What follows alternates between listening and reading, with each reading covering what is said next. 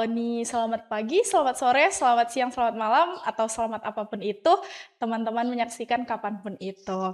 Kembali lagi nih dengan kita nih Sobat Kinera. Di episode kali ini nih, kita kira-kira bahas apa ya Kak yang menarik? Oh ya, sebelum itu kita belum kenalan nih ya. Saya moderator kali ini di podcast ini, saya Syarifah Rahmiatupa, dan narasumber kita kali ini yaitu psikolog klinis anak dan remaja dengan Kak Sarah Aurelia Saragi. Halo. Halo semuanya. Nah sekarang kira-kira, nah tadi kan udah bahas ya Kak ya, kita kira-kira bahas apa ya Kak ya? Kayaknya yang lagi seru ya di akhir-akhir ini, dan tiap hari kita pasti buka terus per 5 menit, per 1 menit sekali bahkan mungkin kita buka terus ya gitu. Namanya sosial media ya Mbak Ella ya. Kita bakal bahas apa nih tentang sosial media Mbak Ella? Nah berhubung kakak narasumber, kakak psikolog anak dan remaja nih ya. Iya. Nah pasti kayaknya kita seru-seru bahas remaja dan sosial medianya nggak sih Kak? Nah ngomongin soal media sosial Kak, kan sekarang tuh remaja kayaknya jarang ya nggak megang HP, nggak megang media sosial, bahkan satu remaja punya. Nah ngomongin soal media sosial nih Kak, sekarang remaja-remaja sekarang kan banyak nih ya yang menggunakan media sosial, bahkan bukan hanya satu, tapi kayak mereka punya 3 platform atau 4 gitu kan, akun gitu di masing-masing sosial medsos gitu kan. Nah kira-kira nih menurut kakak, gimana sih remaja itu tuh di usia yang segitu tuh udah cukup umur belum untuk menggunakan media sosial gitu? Oke, menarik ya. Jadi kalau remaja sekarang itu punyanya nggak cuma satu akun doang, tapi punya second account, punya third account, punya fourth account ya kan ya Mbak Ella ya. Jadi banyak banget teman-teman yang mereka itu kan sebenarnya punya sosial media itu untuk mengekspresikan dirinya tentu ya gitu, dan kita nggak bisa larang gitu, bahkan sedini usia 12 tahun bahkan 11 tahun mungkin sudah punya sosial media meskipun ada age restriction. Nah kadang anak-anak itu pinter-pinter, jadi mereka oke-okein aja di area ngisi tanggal lahir gitu ya, cuma buat buka TikTok, atau mungkin kalau nggak bikin account sendiri biasanya pakai account orang tuanya gitu. Jadi sebenarnya account social media ini mau second account atau third account itu sebenarnya mereka ada yang kita sebut sebagai social conformity. Jadi mereka itu mencari kedekatan, kelekatan dengan circle pertemanannya yang beda-beda di setiap account. Nah, sebenarnya sosial media ini untuk remaja buat apa sih selain mengekspresikan diri? Kalau digunakan dengan tepat, sebenarnya ini bisa jadi sarana mereka untuk belajar dan mendapatkan informasi, Mbak Ella. Jadi informasi apa yang biasanya didapatkan? Satu, misalnya kalau mereka SMP gitu ya, sekarang udah banyak banget platform belajar itu justru live-nya via TikTok. Ya nggak sih gitu, ada beberapa platform belajar digital yang kita belajarnya itu via TikTok atau mungkin belajarnya itu via live Instagram gitu ya. Itu kalau digunakan dengan baik. Nah yang kedua, kadang mereka bisa juga searching apa yang menjadi hobi mereka. Jadi belum tentu bakal jadi pekerjaan, enggak, tapi hobi mereka. Misalnya mereka suka animasi, atau misalnya mereka suka untuk edit video, edit foto. Nah mereka itu belajar tutorialnya itu ya biasanya dari sosmed gitu. Nah yang terakhir, biasanya remaja ini pakai sosial media untuk apa sih gitu ya? Yang tentu aja untuk terkoneksi dengan teman-temannya. Karena terkadang ada beberapa misalnya let's say konten-konten gitu ya. Yang kalau kita nggak main Instagram Reels, misalnya ini anak-anak SMA ya, remaja SMA, kita nggak nyambung sama teman-teman kita kalau kita nggak main sosmed gitu. Jadi kadang misalnya mereka lagi ngomongin 6-7 terus teman-temannya ngomong terus mereka nggak ngerti. Padahal itu kan trending di Instagram Reels. Jadi ini adalah salah satu media mereka untuk terkoneksi dengan teman-temannya kalau digunakan dengan baik. Nah menarik ya Mbak Ella, remaja itu nggak hanya remaja itu labil terus usia 15-16, enggak. Jadi remaja itu ada kategori-kategorinya.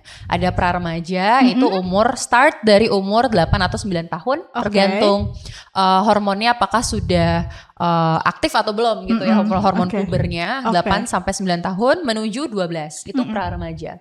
Nah 12 sampai umur 15 tahun itu adalah remaja awal gitu. Nah 15 sampai umur 19 tahun itu adalah remaja tengah.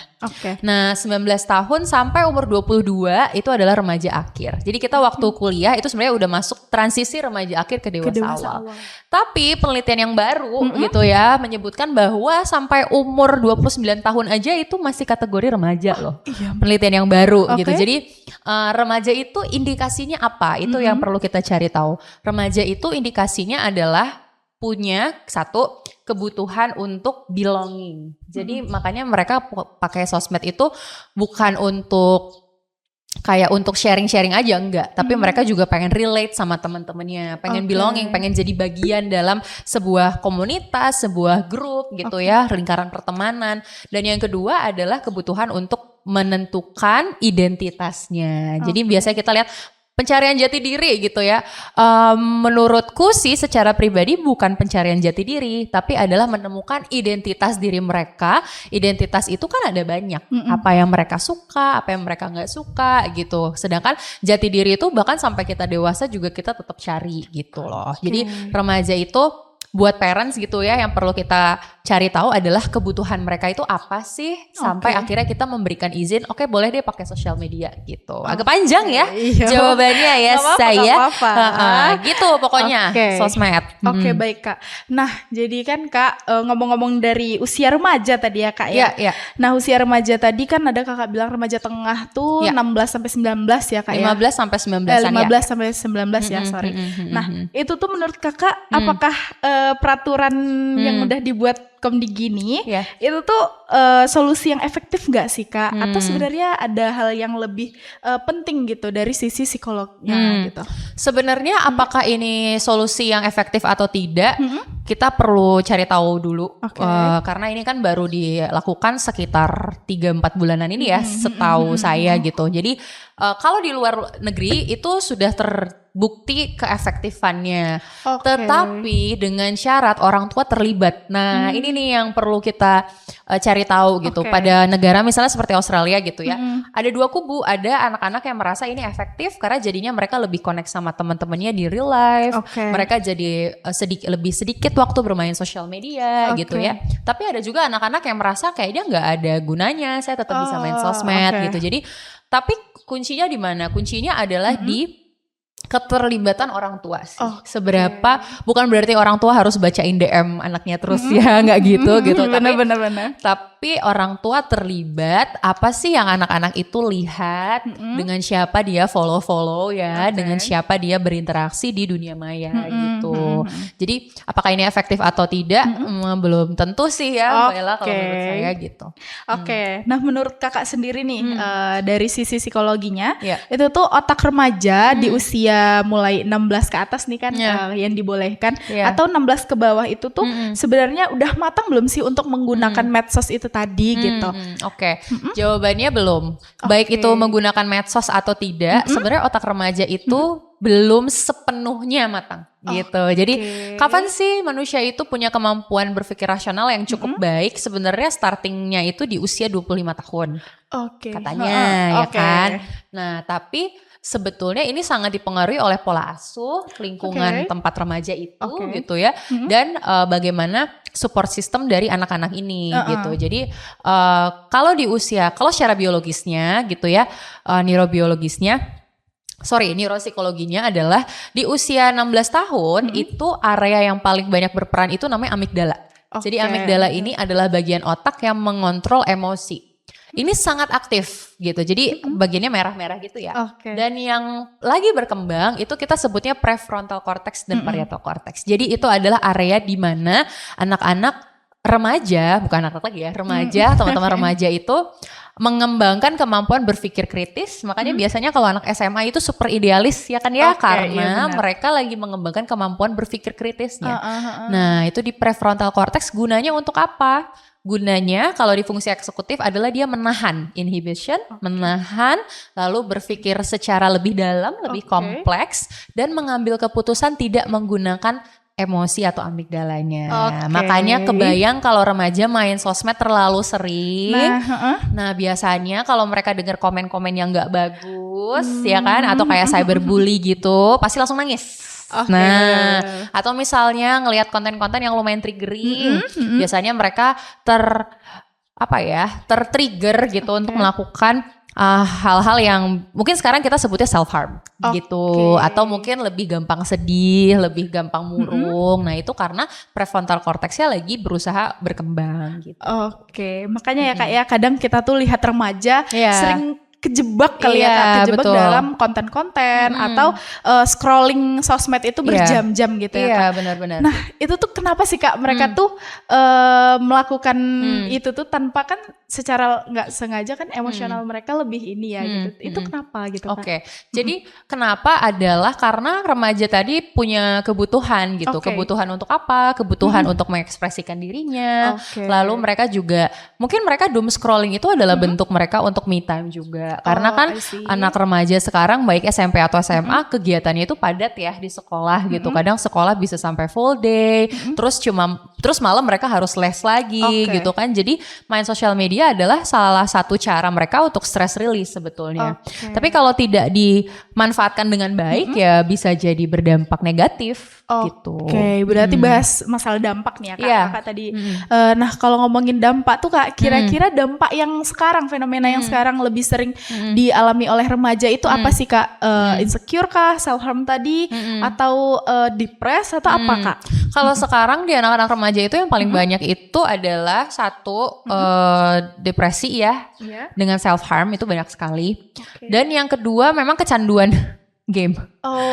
Iya, kecanduan game gitu. Tapi itu kan lebih ke konteks gadget ya. Kalau di sosial media itu cyberbully itu masih ada sampai sekarang. Berarti gitu. Itu seperti yang episode sebelumnya dibahas ya Kak, betul. Dan dalam sosial media ini juga perlu dicermati orang tua. Perhatikan perilaku anaknya, bagaimana mereka bersosial media. Apakah mereka punya kecenderungan untuk mengekspresikan diri bagus, tapi mengekspresikan dirinya ini terlalu vulgar kah gitu ya, karena banyak sekali predator kekerasan seksual di sosial media ya, terutama di salah satu platform gitu ya. Jadi ini lumayan jadi concern buat orang tua gitu. Nah, tapi Kak, kadang juga tanpa kita sadari ya Kak, dan orang tua sadari bahwa orang tua nih maunya kayak ngasih kepercayaan gitu ke anaknya gitu. Aku trust ke kamu gitu apapun yang kamu buka, aku tahu kok anakku gimana gitu.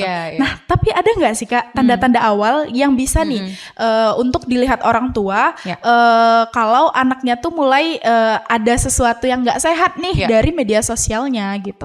Satu, coba lihat frekuensi bermain sosial medianya sih ya.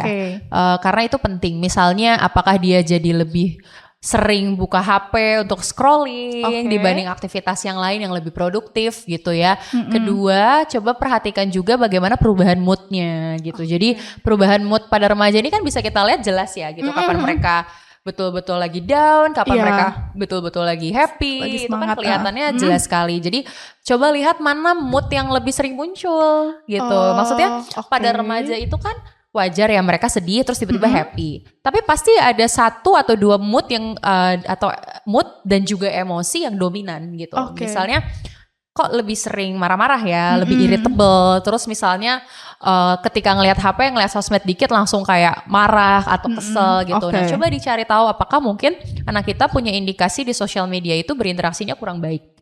Gitu. Paham. Nah, kalau kita bahas nih Kak dari segi orang tuanya sendiri ya, itu tuh idealnya orang tua tuh harus lebih banyak harus gimana sih Kak untuk ngontrol ke anak gitu. Tadi kayak apakah ngasih kepercayaan yang segitunya atau buat aturan yang sedemikian rupa gitu. Nah, ini bergantung usianya sih Mbak Ella. Jadi kalau misalnya pada anak-anak sekarang kan anak SMP juga udah main itu ya, main TikTok gitu kan. Orang tua udah sangat wajib lagi untuk mengawasi konten apa yang dilihat oleh anak. Benar. Belum bisa anak di usia SMP kita berikan kepercayaan 100% dalam sosial media, belum bisa. Kapan anak itu bisa kita berikan kepercayaan? Sebetulnya start usia 15 tahun dengan moderasi. gitu. Jadi sebisa mungkin satu, orang tua padatkan anak dengan aktivitas yang produktif. Oke, paham. Gitu. Produktifnya seperti apa? Olahraga kah gitu ya, atau hangout dengan teman-teman yang orang tua juga terlibat misalnya gitu ya. Terus orang tua meluangkan waktu quality time dengan anak gitu supaya bisa lebih bonding ya dengan anak gitu. Nah, yang kedua, ketika misalnya anak sudah terlanjur bermain sosial media, perlu sekali kita lihat dengan siapa anak berinteraksi sih gitu. Jadi bukan berarti kita cek DM-nya enggak juga, tapi sekedar bertanya aja pada anak gitu. Lagi ada tren apa sih di Instagram sekarang misalnya gitu ya, lagi ada apa yang seru gitu, supaya anak bisa terbuka dan cerita dengan kita sewaktu-waktu misalnya ada cyberbully atau bentuk kalimat yang negatif, komentar yang negatif gitu ya, anak bisa bercerita gitu. Nah tapi Kak, gimana kalau kan tadi Kakak ada bahas ya kayak anak di usia 15 tahun ya. Nah itu gimana kalau bahkan sekarang kan Ella pernah buka TikTok gitu ya Kak, itu ada konten-konten dance gitu, anak-anak SD bahkan usia remaja awal ya Kak ya, 11-12 gitu kan. Nah itu gimana tuh menurut Kakak dengan fenomena itu? Sebetulnya ketika jadi kan yang menjadi perhatian itu kan bukan karena anaknya dance ya, tapi lebih ke siapa yang akan melihat konten itu sebetulnya gitu kan. Karena tadi kembali lagi, predator kekerasan seksual itu banyak di sosial media. Kita nggak mau anak-anak ini menjadi korban ya dalam tanda kutip, kontennya disalahgunakan, dan itu sudah sering dan banyak sekali terjadi gitu. Jadi sebisa mungkin orang tua batasi gitu, betul-betul awasi kan gitu. Iya, serem juga sih Kak, sekarang kan juga banyak yang AI yang banyak kayak yang mukanya direkam, suaranya ya kayak untuk penipuan. Suaranya, dan itu bisa disalahgunakan. Disalahgunakannya memang betul-betul akan digunakan, kita tidak tahu oleh predator kekerasan seksual ini akan digunakan sebagai apa konten-kontennya. Jadi sebisa mungkin tolong kita batasi dan jaga apa yang anak kita lakukan di sosial media gitu. Meskipun mungkin ya udah kan anak-anak lucu-lucu aja gitu ya, mungkin dance-nya tidak berbau vulgar, tapi kan tetap saja kita berusaha untuk menjaga ya gitu. Benar-benar Kak. Nah kalau disimpulkan nih Kak dari semuanya, nah menurut Kakak media sosial itu lebih banyak manfaatnya atau justru lebih yang buruknya gitu untuk remaja gitu Kak? Sebenarnya kalau buat remaja tuh lebih banyak manfaatnya. Gitu Kak. Kenapa? Karena satu, kalau garis bawahi lagi ya, kalau digunakan dengan tepat. Mungkin nanti di sini bisa ada caption ya kan. Syarat dan ketentuan berlaku gitu. Karena satu, kalau digunakan dengan tepat pada remaja, mereka akan dapat banyak informasi belajar yang lebih luar biasa dibanding di sekolah. Karena nggak bisa dipukirin sekarang mereka di sekolah aja udah bawa gadget kan. Dan mereka pasti akan mencari referensi bukan hanya dari Google atau dari AI atau dari apapun itu. Kadang mereka cari referensi juga dari sosmed, ya kan. Nah, jadi satu, ini bisa digunakan sebagai media mereka belajar, mereka eksplorasi ilmu yang baru. Kedua, sosial media ini kalau digunakan dengan tepat, sekali lagi ya, banyak sekali misalnya untuk anak-anak SMA nih, remaja tengah dan remaja akhir gitu ya. Banyak sekali misalnya komunitas-komunitas youth atau remaja muda yang akan membuat mereka punya networking baru. Ya kan sekarang udah banyak banget komunitas SMA misalnya, anak-anak SMA yang misalnya mereka volunteering kan, terus misalnya mereka bergerak di bidang lingkungan, misalnya kayak forum anak Riau dan lain sebagainya. Itu kan bagus banget, dan mereka dapat info itu dari mana? Dari sosial media pasti. Gak mungkin dari sekolah, ya kan gitu ya. No offense sekolah, tapi maksudnya ini jarang sekali ditemukan atau guru menyampaikan di sekolah gitu. Mungkin pernah akan disampaikan, tapi anak remaja itu eksplorasi informasinya itu besar sekali gitu. Lebih cepat ya Kak, lebih kalau cepat lewat media sosial. Iya, dan yang ketiga dari sosial media ini kalau digunakan dengan tepat, mereka akan bisa eksplorasi minat mereka yang baru gitu. Jadi sebenarnya kalau digunakan dengan tepat sih manfaatnya banyak banget ya gitu. Cuman kembali lagi, kalau tidak dengan pengawasan udah pasti banget akan ada permasalahan di area sosialnya, emosinya gitu. Itu udah pasti banget. Nah kalau udah seandainya udah cenderung ke apa namanya Kak, kayak menyimpang nih ya, kayak bakal ada something yang salah nih dari diri remaja itu. Nah itu kita harus kemana tuh? Jadi kalau ada sesuatu yang salah tadi ya kan udah ada indikatornya nih buat orang tua ya Mbak Ella gitu. Satu, orang tua bisa dekatkan diri lagi kepada anak. Caranya gimana? Membuat ada bonding time atau quality time dengan anak. Itu penting banget sih Mbak Ella gitu. Nah yang kedua, kalau memang perubahannya nggak ada gitu ya, dan permasalahan sosial emosinya itu semakin meningkat, semakin makin intens. Lakukan screening kesehatan mental. Nah itu kepada anak remaja kita. Nah ini belum tentu anak kita, wah udah pasti depresi, gangguan kecemasan. Enggak sama sekali. Kita hanya screening aja dan itu bisa ke tenaga profesional. Tenaga profesional bisa siapa? Bisa ke psikolog gitu ya, bisa juga ke psikiater. Nah kalau di bawah 17 tahun itu masih bisa ke dokter spesialis anak juga. Gitu. Atau kalau misalnya sekarang udah banyak juga ya di internet hanya untuk screening ya, screening only, bukan diagnosa. Nah ini kadang remaja suka nih di sosial media self diagnose sendiri nih, ya kan, checklist terus kayak aduh kak kayak aku kecemasan deh gitu, padahal belum tentu gitu kan. Jadi hanya screening sebenarnya ada beberapa website terpercaya yang valid yang bisa kita lakukan. Nah yang terakhir ayah bunda bisa bawa juga ke tenaga profesional langsung untuk konsultasi atau konseling. Di Kinara ada, ya kan? Ya, di Kinara ada sih. Berarti, gitu. Nah tapi kak kalau kita misalnya udah nyaranin mereka untuk bercerita lah ibaratnya ya kak ke psikolog atau ke tadi dokter spesialis anak gitu ya. Nah tapi kalau merekanya belum mau cerita itu gimana tuh kak? Cara kakak sebagai psikolog anak dan remaja mungkin pernah atau sering kali ya kak? Sering kayaknya. Sering banget. Setiap pertemuan deh kayaknya. Gitu. Jadi remaja itu dilemanya dua. Satu anaknya yang mau konsul orang tuanya belum mau. Atau orang tuanya mau konsul anaknya gak mau. Nah gitu. Jadi pasti dua itu tuh permasalahannya. Tergantung kasus. Kalau misalnya kasusnya yang kedua yang paling menantang. Orang tuanya mau anaknya gak mau.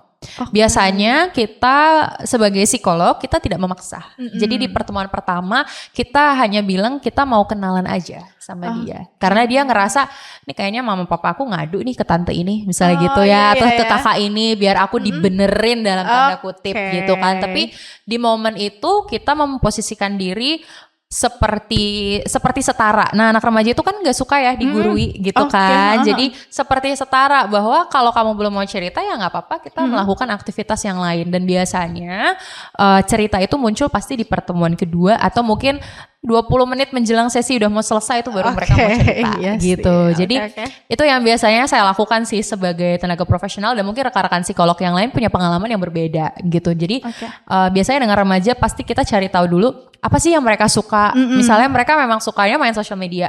Misalnya main TikTok gitu kan. Ya kita bisa tanya emang lagi apa yang trending gitu. Terus misalnya kalau pada saat sesi remajanya merasa lebih nyaman kita berbicara dengan bahasa tertentu, misalnya bahasa Inggris gitu ya, itu biasanya kita bisa lakukan. Karena kadang ada beberapa remaja, teman-teman remaja yang nggak nyaman pakai bahasa Indonesia, nggak bisa meluapkan perasaannya misalnya. Jadi kita membuat mereka senyaman mungkin pada saat sesi gitu sih.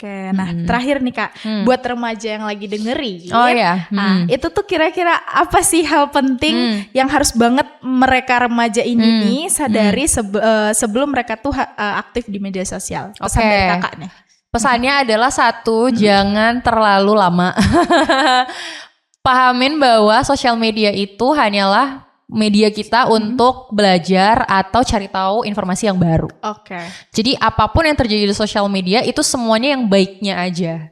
Bukan berarti kita harus punya standar ke sosial media gitu ya. Karena kadang beberapa remaja suka misalnya standar orang tua yang ideal yang mereka lihat di TikTok gitu ya. Atau misalnya standar pasangan. Kalau ini buat teman-teman yang SMA, kuliah gitu ya. Standar pasangan dari sosial media gitu. Jadi sebisa mungkin kita atur waktunya, atur ekspektasi juga, dan jangan sampai sosial media itu menjadi pusat dari kehidupan kita. Gitu. Wah ini relate banget ya, relate banget sih sama remaja-remaja akhir terutama ya, lagi di zaman sekarang yang apa-apa media sosial. Tapi jangan lupa untuk orang tua untuk tetap mengawasin apapun itu yang dibuka, entah itu sosmed apapun itu oleh Ananda tercinta. Mungkin itu aja kali ya kak ya. Yes, thank you Mbak Ella. Betul itu aja. Mungkin terima kasih. Sampai jumpa di next sesi. Bye. Bye Barabas Media.